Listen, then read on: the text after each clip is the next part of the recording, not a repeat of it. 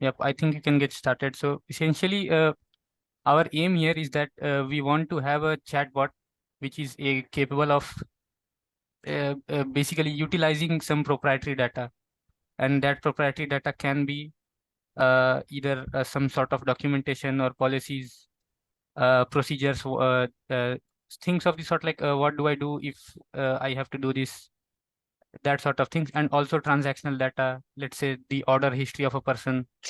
So, the overall context here is the e-commerce industry. So that's the scenario in general.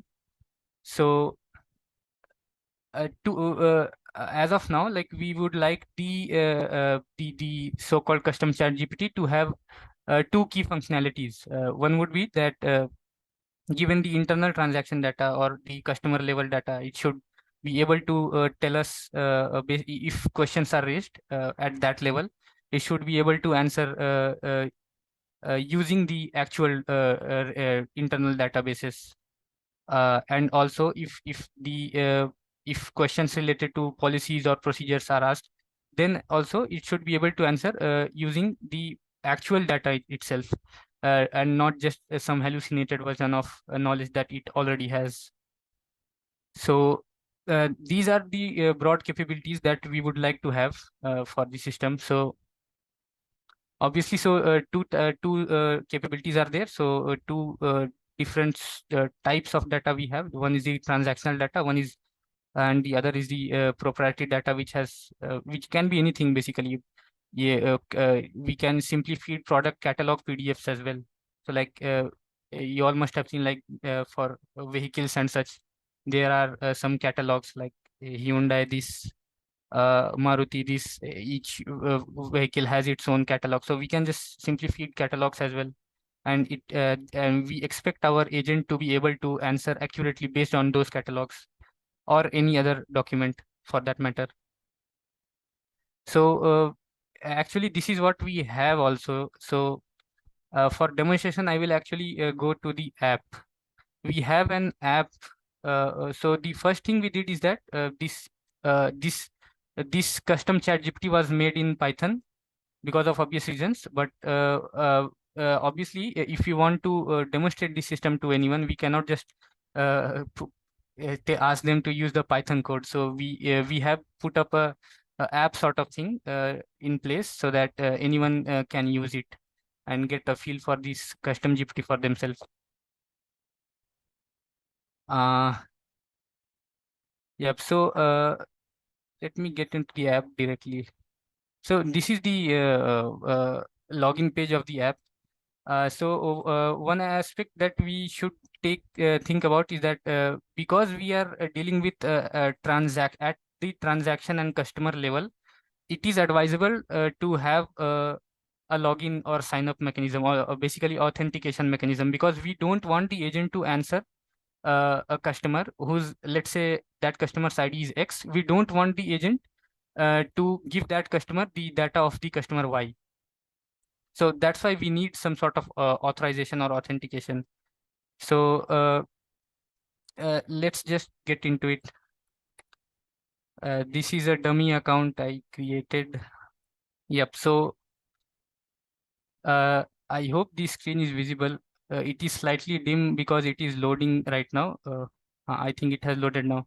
So this is the actual chat interface. And the our agent that we developed, which has the two capabilities of answering from transactional database and the documentation. That agent is driving this conversation. So yeah, because we have logged in, our unique user ID is also known to the large language model.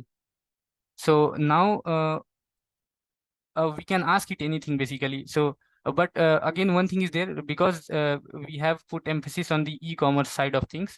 So we have explicitly, for now at least, we have explicitly told this LLM agent to ignore all the questions which are not pertaining to e-commerce. So if let's say we ask like what's the capital of Canada, so it won't answer basically. even if it answers, it will make sure that it gets the point across that it is not supposed to help us with those sort of things. So we can ask some other typical GPT sort of thing as well, like suggest some names for my pet. So it won't answer that. But yeah, as soon as we get into the actual stuff, that when did I place my last order? So what it will do is that the tool it has that it uses for going into the transactional database, it uses that database, and it already knows through the global context that this is the particular user ID for which I have to do the searches.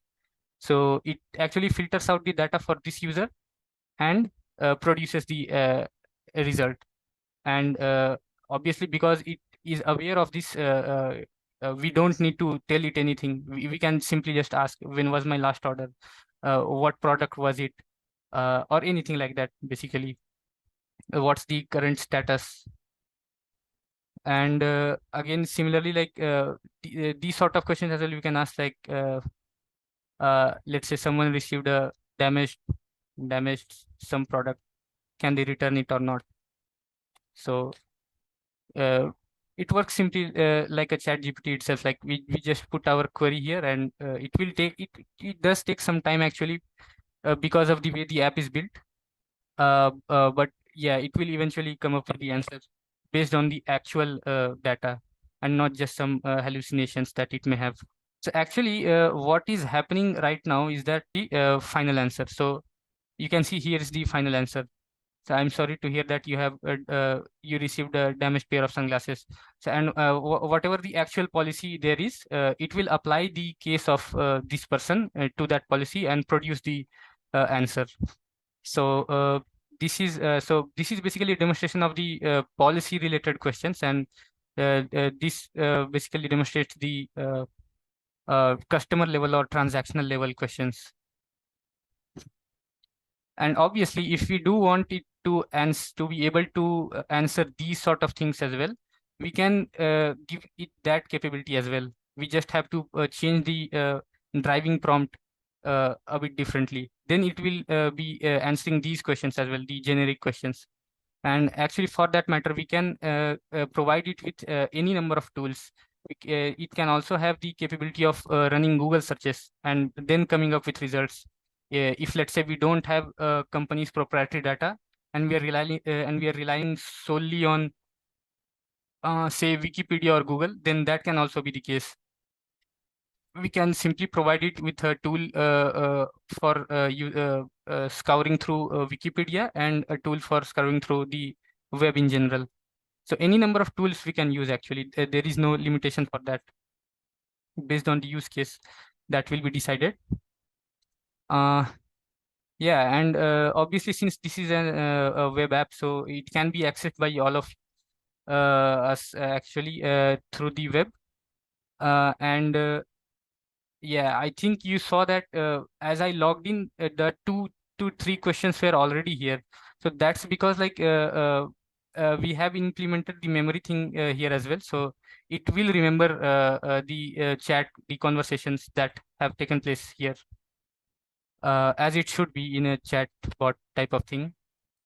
So one more thing that I would like to demonstrate is that it has something called memory. So like uh, I have asked it about sunglasses.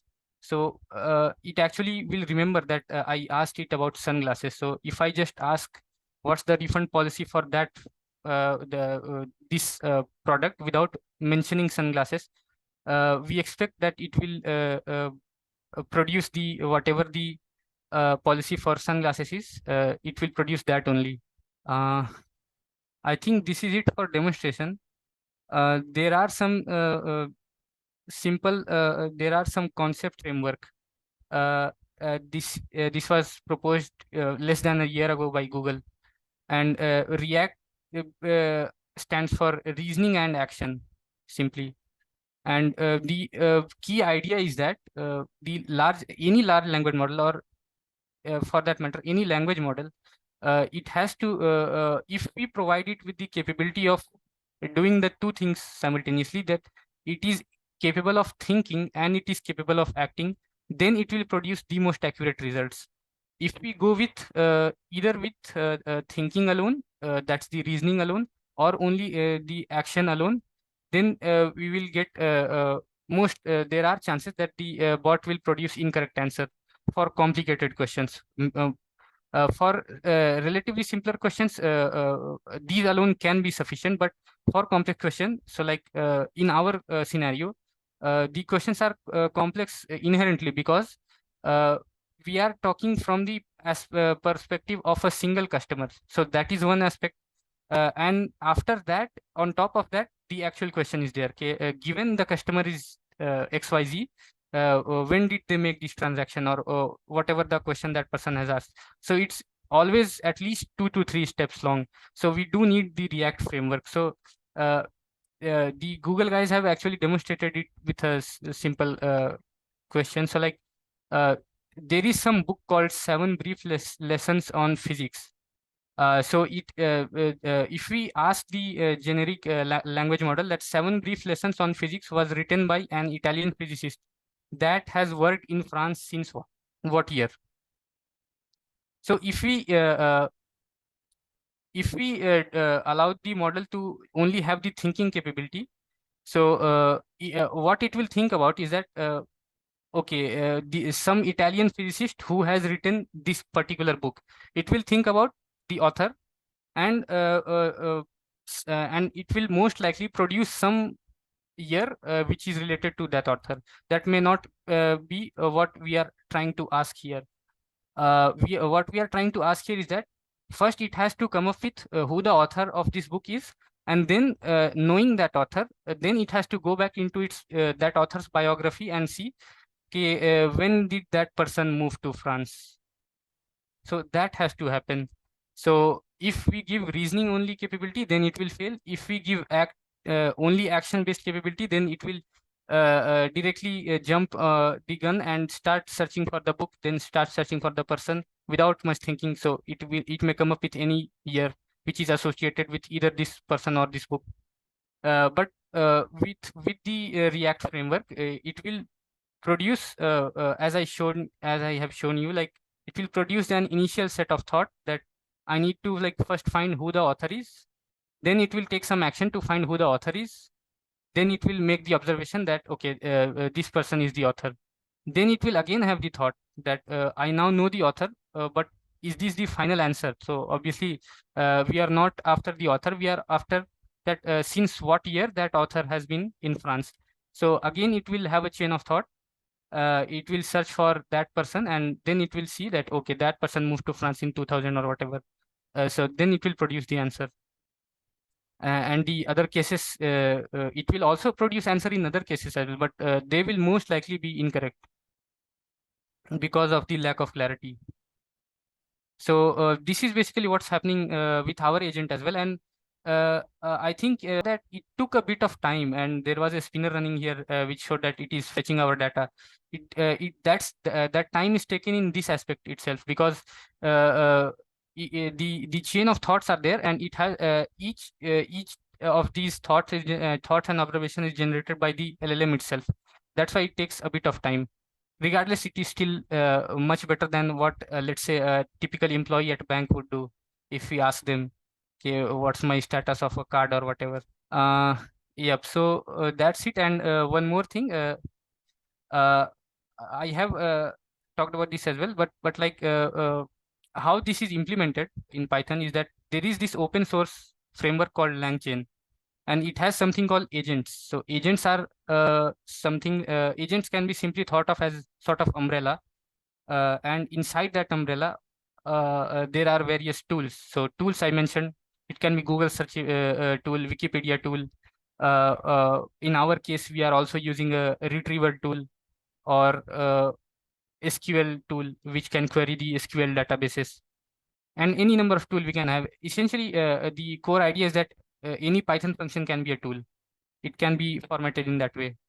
So we can have a number of tools under an agent, and that agent can then be prompted with things like you are a customer service agent, or in the e-commerce setting, or you are a customer service agent in the banking sector, that sort of thing. So this is the overall framework that is at work here. And since this is an app, the basic login logout functionality is there. I think that's it from me.